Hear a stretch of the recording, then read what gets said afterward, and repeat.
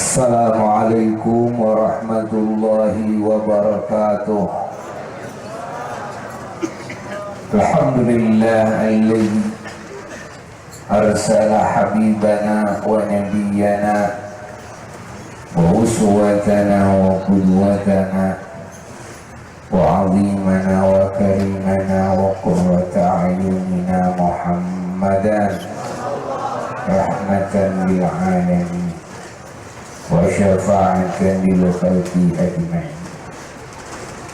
Wa ashhadu an la ilaha illallah wahdahu la syarika lah wa ashhadu anna sayyidana Muhammadan abduhu wa rasuluhu wa khatimu anbiya'ihi fala nabiyya ba'dah. Allahumma salli wa sallim wa barik ala sayyidina Muhammad.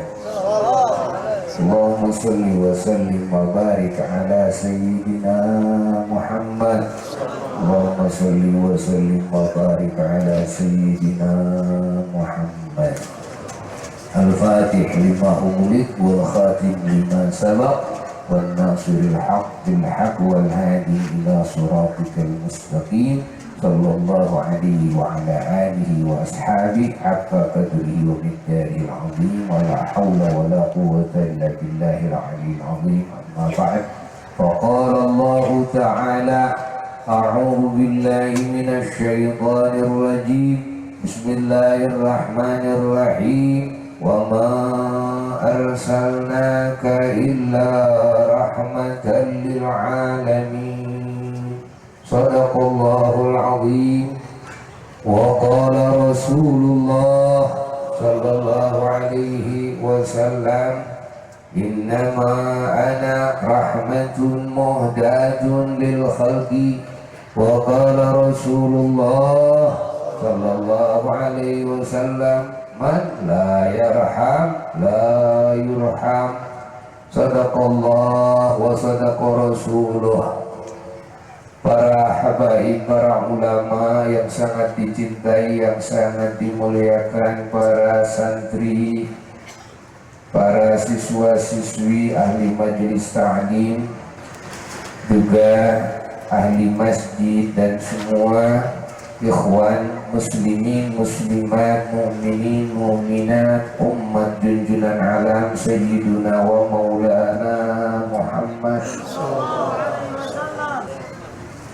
juga para aparatur pemerintahan pusat maupun daerah tingkat 1 Jawa Barat dan tingkat 2 Sumedang yang tidak bisa kami sebutkan satu demi satu, dan kita lihat bersama betapa kompaknya semua elemen-elemen bangsa duduk bersama ingin barakah daripada Rasulullah.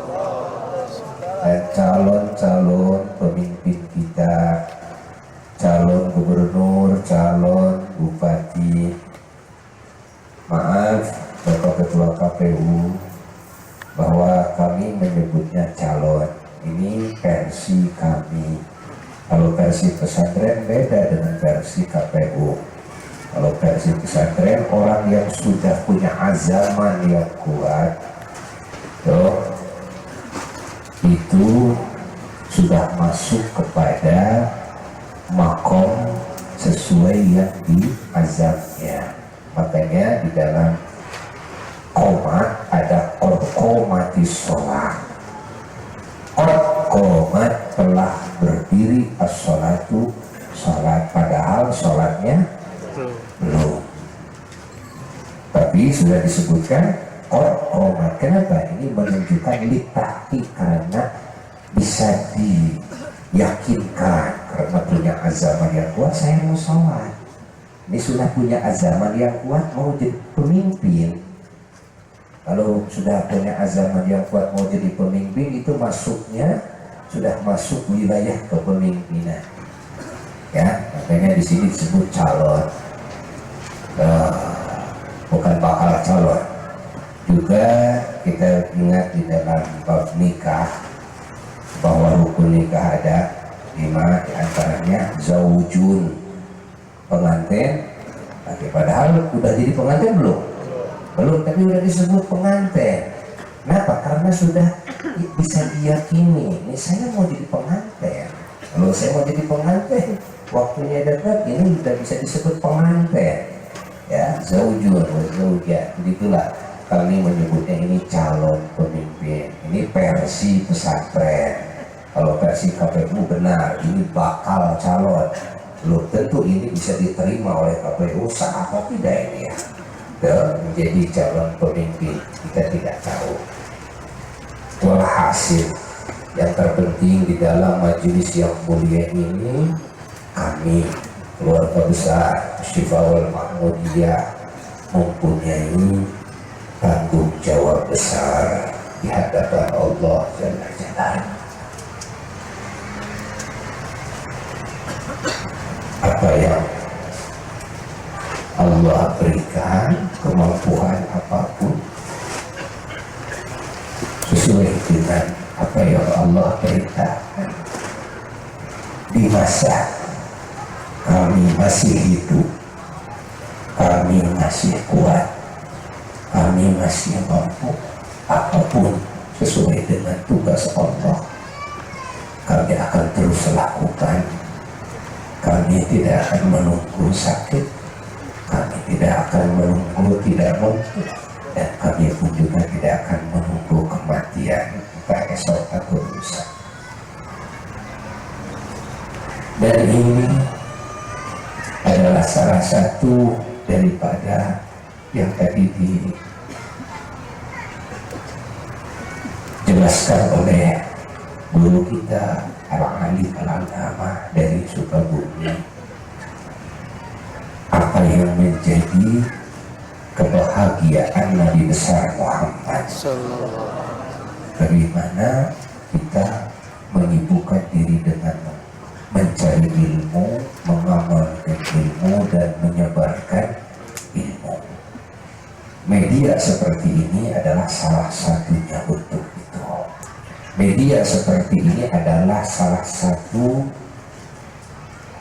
media dakwah yang sangat tepat di zaman kita. Kalau kita bikin pesantren saja, orang yang di luar pesantren lebih banyak jumlahnya daripada yang di pesantren, tidak terbela. Kalau kita bikin majelis taklim saja, orang yang di luar majelis taklim lebih banyak ketimbang yang ada di majelis taklim, tidak terbela. Sementara dakwah ini harus menyeluruh kepada semua dada manusia, dan ini kewajiban yang Allah wajibkan kepada para ulama, dan khususnya walaupun semua di antara kita mempunyai kewajiban, ini kewajiban kami. Bagaimana ilmu Rasulullah Sallallahu Alaihi Wasallam bisa menyeluruh kepada semuanya, bukan cuma para santri saja, bukan cuma para ahli majelis taklim saja, bukan cuma aparatur pemerintah dan TNI dan Polri dan lainnya. Ada bagi yang wajib kita bela adalah di antara orang-orang sana yang ada di terminal, yang ada di tempat-tempat perjudian, yang ada di tempat-tempat perzinahan, yang ada di tempat-tempat maksiat, di karaoke yang di sana penuh dengan maksiat, di tempat-tempat hiburan dan sebagainya. Ini kewajiban siapa? Siapa yang harus membela? Siapa yang harus mendidik? Siapa dan siapa? Dan ini sebagian daripada yang kami inginkan dari apa yang disabdakan oleh Nabi kita Sayyiduna wa Maulana Muhammad dalam beberapa hadis sahihnya, di antaranya man la yarham la yurham. Siapa orang yang tidak mempunyai rasa rahmat, kasih sayang di dalam hatinya kepada yang lain, la yurham, tidak akan dirahmat oleh Allah. Di dalam hadis lain dikatakan bahwa barometer rahmat kasih sayang Allah kepada hambanya adalah sesuai dengan ukuran kasih sayang yang ada di dalam hatinya kepada sesamanya. Apakah kita tidak butuh rahmat Allah yang lebih banyak? Jawab, butuh. Tentunya kalau kita butuh, perbesarlah rasa kasih sayang di dalam hati kita, bukan cuma kepada anak istri, anak istri saja, tapi tanpa batas.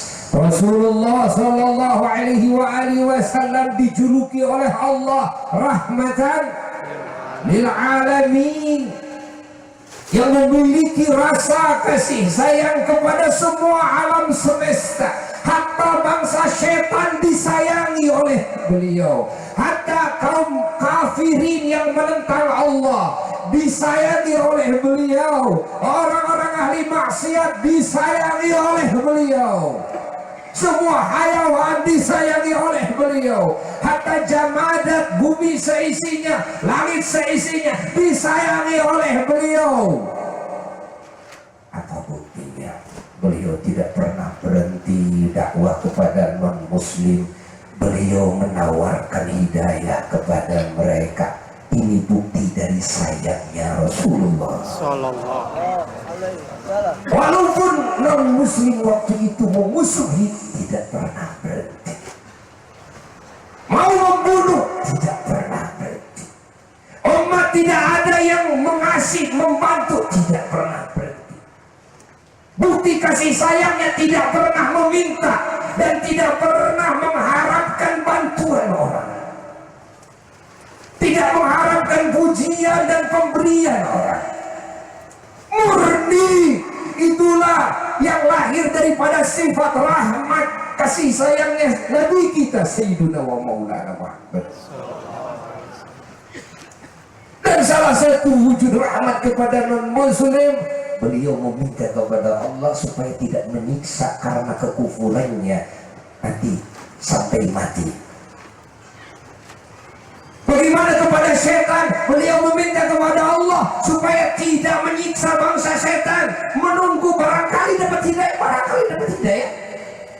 Terus harisun alaikum, harisun alaikum, harisun hati Rasulullah terus. Mudah-mudahan semoga tidak sekarang, esok, tidak esok, lusa, terus begitu. Sampai kapan? Sampai hari kiamat. Kasih sayangnya kepada orang-orang durhaka bukan cuma sampai mati. Orang muslim, mukmin, punya iman, hatta sampai waktu kematiannya dia durhaka. Rahmat Nabi sampai terus masuk ke alam barzakhnya, masuk ke alam akhiratnya, tatkala bangkit dari kuburnya, di alam mahsyarnya, di waktu dihisabnya, di waktu ditimbangnya, di waktu melintasi siratal mustaqim, hatta sampai masuk surga, ditaik-taikan derajat umatnya. Ini adalah kasih sayang baginda Rasulullah. Berapa banyak kita mendengar keterangan dari para ulama, orang-orang yang maksiat di kuburnya mendapat ampunan Allah, di akhiratnya mendapat syafaat Nabi. Bukankah itu wujud kasih sayang Nabi kita? Sehingga dalam hadis dikatakan bahwa orang yang iman walaupun matinya durhaka, asal tidak musyrik dan tidak kufur, masih mungkin di kuburnya dia dapat ampunan Allah. Tidak dikubur, nanti bangkit dari kubur mungkin dia dapat ampunan Allah. Tidak di saat nanti di waktu dihisab, tidak nanti di waktu ditimbang amal, tidak nanti di waktu melintas siratal mustaqim. Kalau tidak masuk neraka yang tadinya berjuta-juta tahun akan dibakar di api neraka, bisa jadi 1 hari atau 1 menit, 1 detik dan sebagainya. Ini semua kasih sayang baginda Nabi besar Muhammad. Bukankah kita sering dengar hayawan yang sedang diikat, hayawan yang diikat oleh sahabat yang memburu hayawan itu, menangis kepada Nabi meminta pertolongan. Nabi membelanya, membuka ikatan itu. Kita mendengar ada unta yang menangis kepada Nabi, memohon kepada Nabi karena majikannya dia menyiksanya dengan pekerjaan yang berat dan kurang makanannya. Nabi menolongnya, dipanggil sahabat itu. Sayangnya Rasulullah SAW. Bukankah kita mendengar ada pohon korma yang tidak bisa diduduki lagi oleh Nabi tatkala khutbahnya karena sudah diganti dengan mimbar dan kursi yang lebih bagus oleh sebagian sahabatnya? Menangis kedengaran oleh sahabat. Bagaimana beliau turun dulu di tengah-tengah khutbah, memeluknya dan menjanjikan pohon kurma itu akan dihidupkan lagi bersamanya di surga. Barulah berhenti dari tangisannya. Allah, Allah, Allah, Allah. Bukannya kita mendengar waktu Isra Mi'raj salah satu faktor penyebabnya karena menangisnya langit mengadu kepada Allah tatkala junjungan alam bisa duduk di bumi, kenapa tidak dihadirkan di langit? Sehingga Nabi mengkabulkannya karena rahmat dan sayangnya kepada langit. Kenapa Nabi dipindah-pindahkan dari alam ke alam? Kenapa masuk dulu alam sakaratul maut, masuk dulu alam barzah? Padahal bisa bagi seorang Nabi langsung ke surga, bisa, tapi dilewati semua alam karena kasih sayangnya kepada semua alam, supaya semua kebahagiaan, keberkahan dan kemuliaan dengan kehadiran baginda Rasulullah catat oleh kita. Ini modal yang paling hebat, modal yang harus dimiliki oleh setiap kita. Apa? Rasa kasih sayang di dalam hati kita yang menyeluruh tanpa batas. Saya tidak pernah berhenti mengundang non-muslim dan siapapun. Saya tidak pernah berhenti mengunjungi semua walaupun itu non-muslim. Saya punya keinginan ingin menjadi manusia yang lebih banyak rahmat dari Allah Jalla Jalaluhu. Karena Rasulullah SAW mendapat rahmat dari Allah terbanyak, terhebat. Kenapa? Karena beliau memiliki sifat rahmat yang sangat hebat, yang menyeluruh tanpa batas. Semua disayangi oleh Rasulullah. Bukankah waktu diutus waktu itu manusia adalah kufur, manusia menentang, manusia semua dalam kebodohan, manusia mau membunuh Nabi, manusia memfitnah Nabi. Bukankah Nabi waktu itu diutus di waktu manusia seperti itu? Ya. Siapa yang didatangi oleh Nabi? Mereka non-muslim.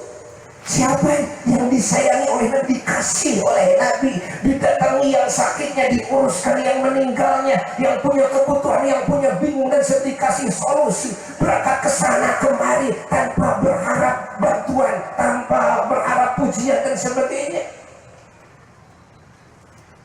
Bukankah waktu itu non-muslim? Ya. Iya. Kenapa kita menganggap kepada non-muslim ini musuh saya, ini harus ini harus ini yang tidak. Ini yang harus dibela oleh kita. Ini yang harus disayang oleh kita. Mereka orang bodoh yang harus disayang. Mereka yang ada di terminal yang harus disayang. Mereka pelacur yang harus kita sayangi. Harus kita bela itu dengan cara apa saja. Tidak boleh mundur. Tidak boleh berhenti. Kita terus maju selama hayat di kandung badan. Dan kita mati di atas perjuangan ini. Siapa yang kasih sayangnya lebih banyak, maka dia mendapat kasih sayang Allah yang lebih banyak. Bukankah ayat pertama Allah mengatakan Bismillahirrahmanirrahim, Ar-Rahman Ar-Rahim dulu yang Allah perlihatkan sebelum Al-Qahar Al-Jabbar Al-Muntakim Syadidul Iqab wal Adab. Sebelum Allah memperlihatkan saya ini penyiksa, saya ini pemaksa, saya ini tidak, tapi yang paling dulu saya ini adalah pengasih dan penyayang Allah. Kalau manusia berangkat dari kasih sayang, tidak mungkin menginginkan yang dicintai, yang disayanginya ingin celaka, ingin rugi, ingin hina, ingin bodoh, ingin tertinggal. Enggak mungkin. Bahkan sebaliknya, orang yang sayang pasti menginginkan yang baik-baik, yang sempurna, yang unggul bagi yang disayanginya. Ini yang diperlukan oleh kita, pemimpin-pemimpin kita yang akan datang. Banyak pemimpin yang sayangnya anak istri, akhirnya bangsanya, rakyatnya sengsara, dipaling uang rakyatnya. Akhirnya banyak kebijakan-kebijakan yang penting menguntungkan saya. Ini ada yang minta nih tanda tangan, ada yang minta pergub dan sebagainya, ada yang minta pokoknya kalau Bapak bisa tanda tangan, bisa bikin pergub, saya akan kasih sekian sekian sekian. Akhirnya dia kabulkan. Karena apa? Saya sayang sama anak istri saya, tapi tidak sayang sama bangsanya, tidak sayang sama rakyatnya. Berapa kebijakan, berapa pergub yang sekarang liar di Indonesia ini yang jelas-jelas merugikan bangsa ini. Bukan cuma merugikan umat Islam, merugikan bangsa ini.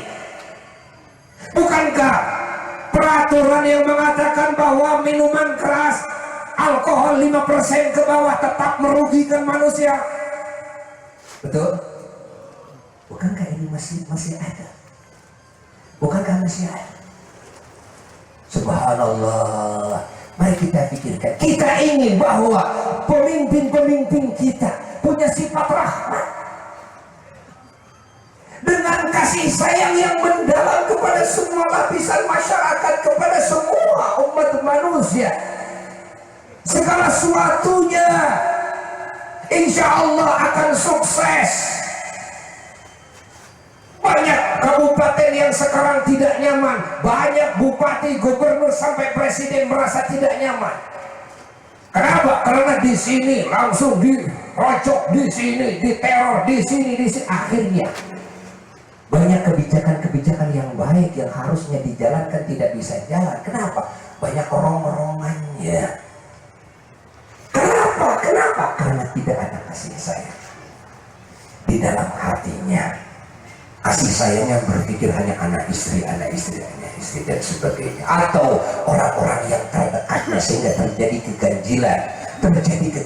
Orang yang tidak pantas dikasih jabatan tinggi karena dia dekat, ditarik menjadi jabatan tinggi. Akhirnya dipegang oleh orang seperti itu, padahal dia tidak ahli dan tidak mampu. Lebih kacau lagi tatanan pemerintahan kita.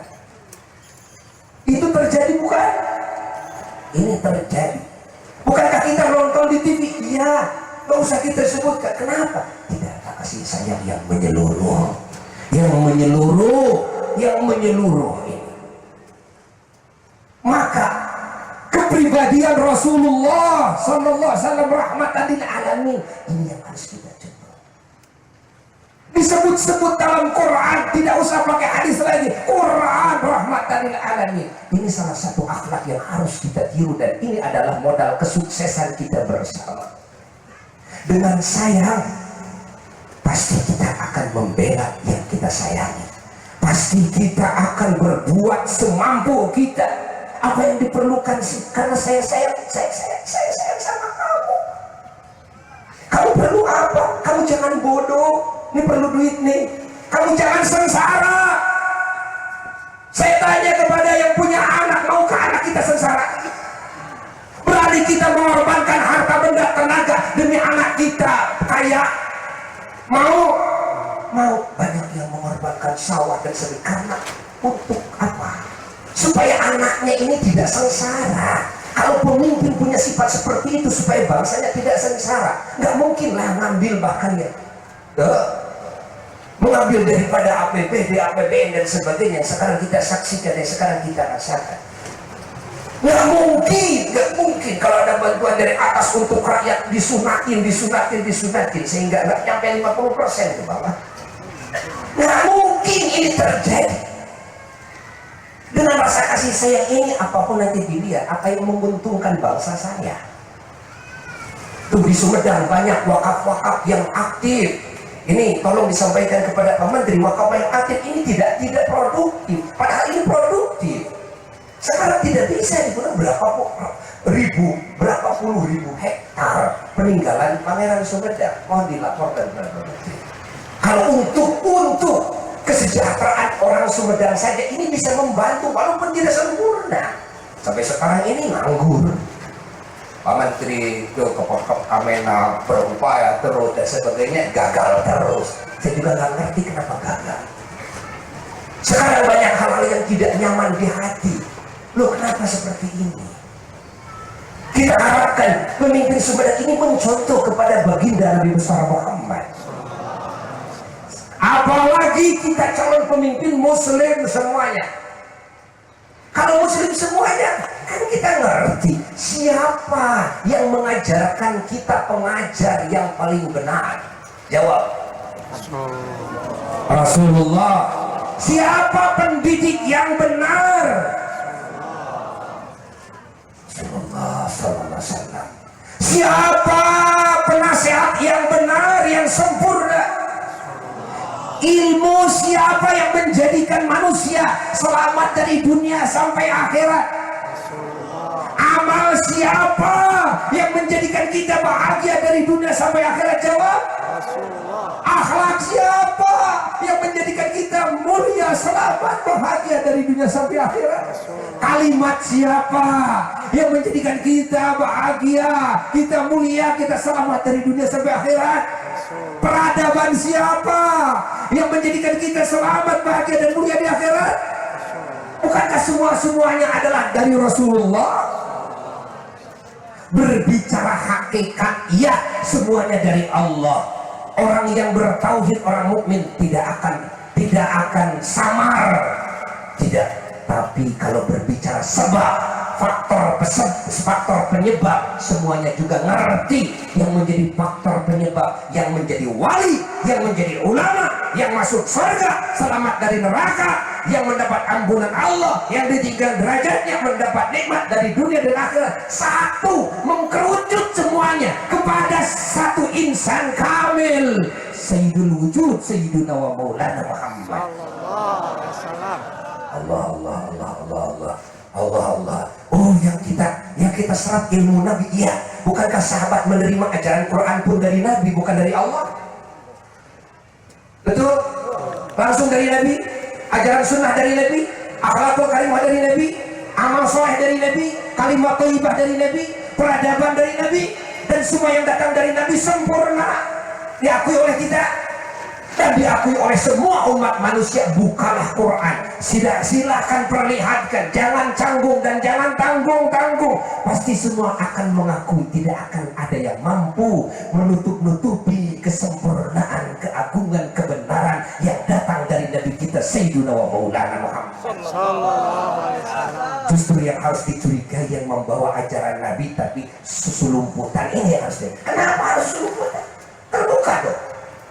Kita punya yang terbaik, kita punya yang sempurna. Kenapa? Ini yang perlu saya sampaikan, ya. Mudah-mudahan ini jadi ilham bagi kita semuanya. Mudah-mudahan ini jadi hidayah bagi kita semuanya. Dan ada satu yang perlu diingat, menyinggung tentang bagaimana mengagungkan Maulid, bahwa kita semuanya mengenal Allah mengagungkan makhluknya. Itu macam-macam sebabnya. Allah kalau mengagungkan tanpa sebab, berbuat tanpa sebab. Urusan sebab ini hubungan makhluk dengan makhluk. Kalau kita melihat sebabnya, oh, kalau orang selain Nabi, selain Rasul diagungkan oleh Allah karena takwa, ya, karena ilmunya, karena imannya. Tapi kalau Nabi dan Rasul diagungkan bukan karena itunya. Ka'bah juga tidak jadi Rasul diagungkan, masjid juga tidak jadi Rasul diagungkan, Hajar Aswad tidak jadi Rasul diagungkan. Masalah Rasul dan keagungan itu lain. Kalau orang mengagungkan kelahiran Nabi, Nabi itu agung dari awal penciptaannya. Maaf, jadi guru kita mengatakan Nabi kita diangkat waktu Nabi Adam. Itu masalah kenabian. Tapi kalau masalah keagungan tidak seperti itu. Allah mengagungkan yu'izzu man tasha wa tudhillu man tasha. Tanpa sebab. Kalau ini saya agung, dia udah agung. Walaupun tidak diangkat jadi Rasul, bukan karena diangkat jadi Nabi, bukan karena diangkat jadi Rasul. Bukankah, saya tanya nih dengan jujur, semua umat Islam hadir, gak usah pakai hadis lagi, semua mengerti. Bukankah berita kelahiran sudah diberitakan oleh Allah kepada seluruh Rasulnya? Sudah. Bukankah publikasi Allah nanti akan akhir Nabi akhir zaman beserta rentetan keagungannya, sehingga para Nabi ingin menjadi umat Nabi kita. Nabi Musa menangis ingin menjadi umat Nabi kita, Yesus menangis ingin menjadi umat Nabi kita, Nabi Khadir menangis ingin menjadi umat Nabi kita. Nabi Khadir dikabulkan, Nabi Ilyas dalam satu riwayat dikabulkan, dan juga Yesus dikabulkan menjadi umat Nabi kita, Nabi besar Muhammad. Karena apa? Karena publikasi Allah Allah kepada semua makhluknya, semua malaikat sudah terlebih dahulu. Maaf kalau acara maulid kami dipublikasikan hanya untuk 1 minggu atau 2 minggu yang lalu atau 1 bulan yang lalu. Saya ini salah. Andai kata saya bisa hidup dari zaman dahulu, saya harus mempublikasikan dari mulai saya ingat. Allah yang mempublikasikan siapa? Allah yang sudah mengagung-agungkan siapa? Allah. Padahal nabinya sudah lahir belum? Allah sudah agungkan, Allah sudah publikasikan kebesarannya. Bukankah dalam ayat wa idza halallahu mitsaqan nabiyyin, Allah sudah mengambil perjanjian kepada seluruh nabi untuk iman dan untuk membantu nabi kita sejauh-jauh sebelumnya nabi lahir. Bukankah ini ayat Quran? Bukankah ini menunjukkan betapa Allah mengagungkan nabi kita? Jawab. Jelas. Jelas.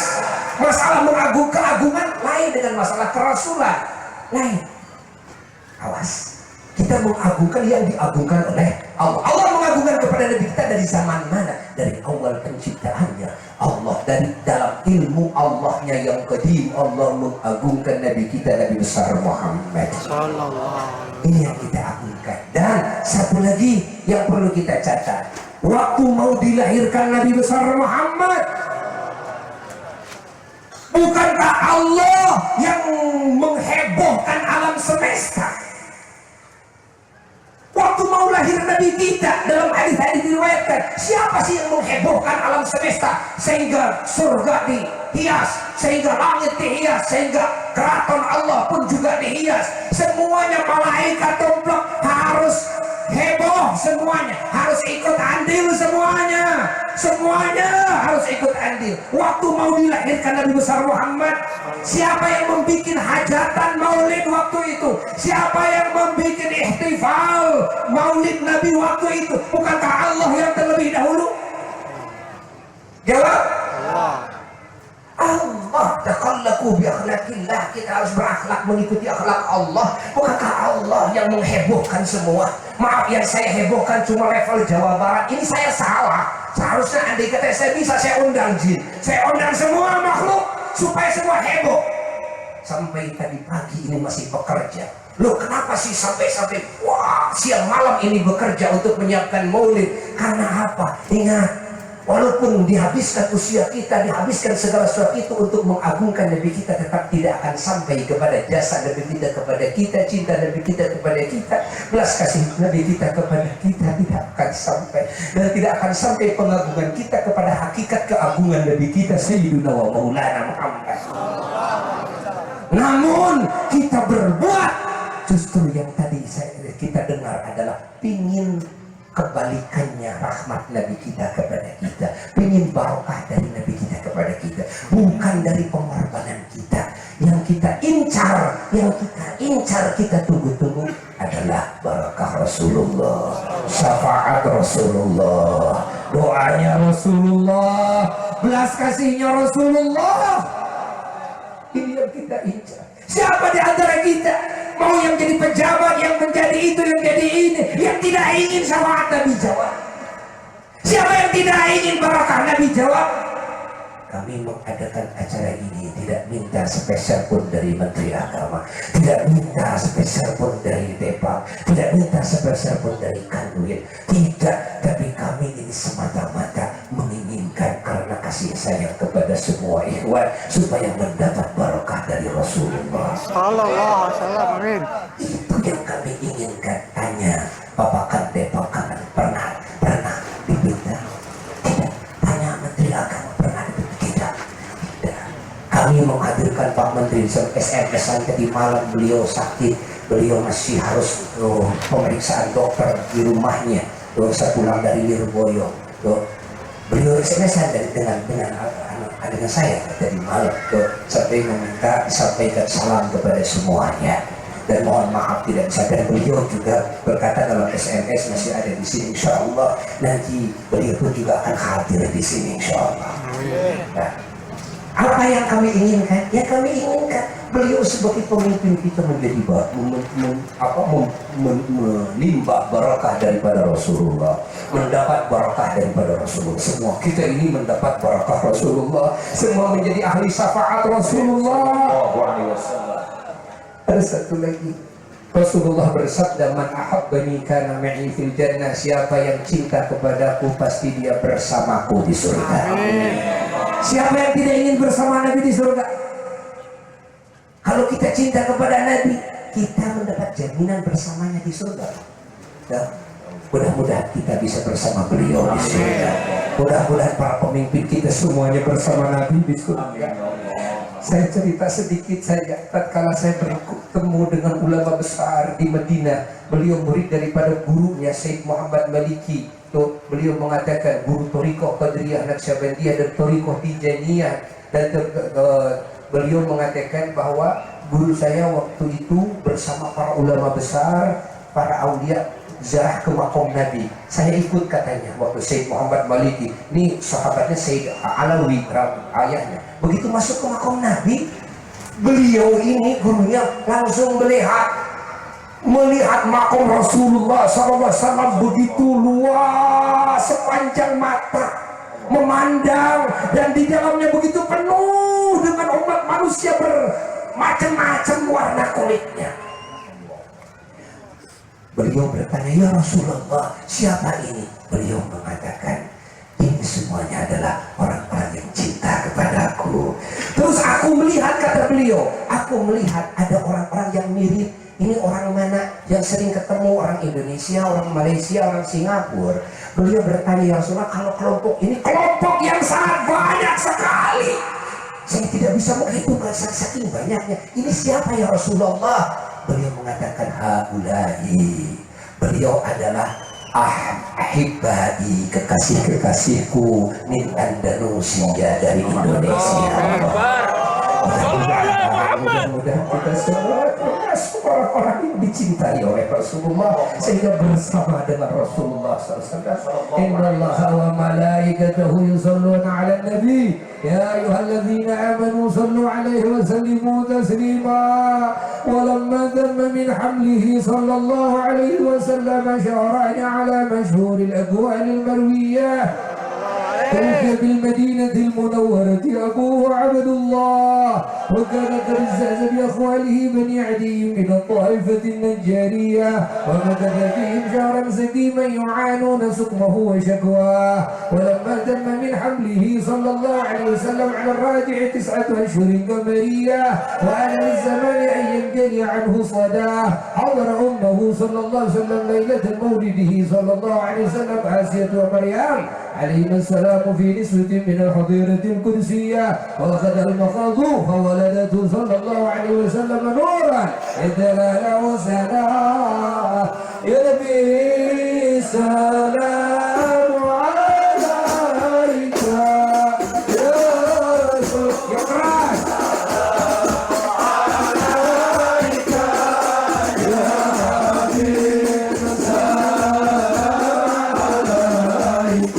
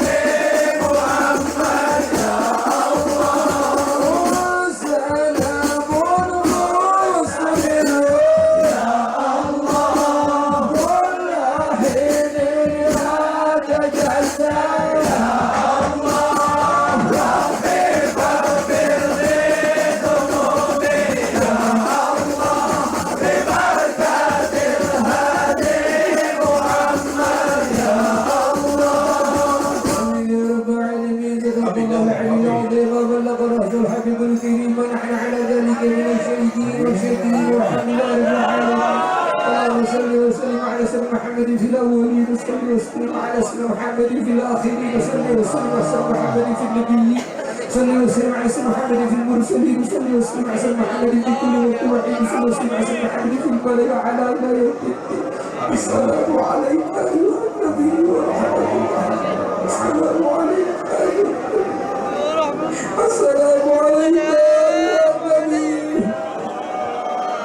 السلام علينا وعلى عباد الله الصالحين. اللهم بلغ روحا سيدنا محمد منا تحية وسلام وزع عنا الطلبة جزيت نبينا عن البدر وادي الوسيلة والشرف والرفعة الرفيعة وابعد المقام المحمود الذي وعدته وارزقنا شفاعته. اشفع لنا يا رسول الله وارزقنا شفاعته وارزقنا شفاعته.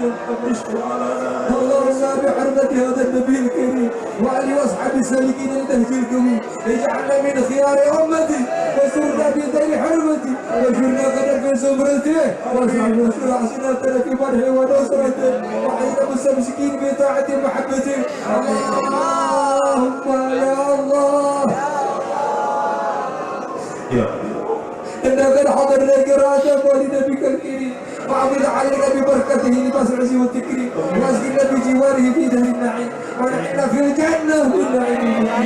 اللهم نسألك بجاه هذا النبي المصطفى وعلى أهل الصدق والوفاء كلنا معينا ومسعدا وطويلا من الجنة غرفا وارزقنا يا الله بجاهه صلى الله عليه وسلم لك يا الله قبولا قبولا قبولا قبولا وعزا وعزا وعزا وشرفا وشرفا. امين. اللهم انا نسالك بجاه هذا النبي المختار وعلى الاظهار واصحاب الاخيار اغفر عنا الذنوب اغفر عنا الذنوب اغفر عنا الذنوب يا الله يا الله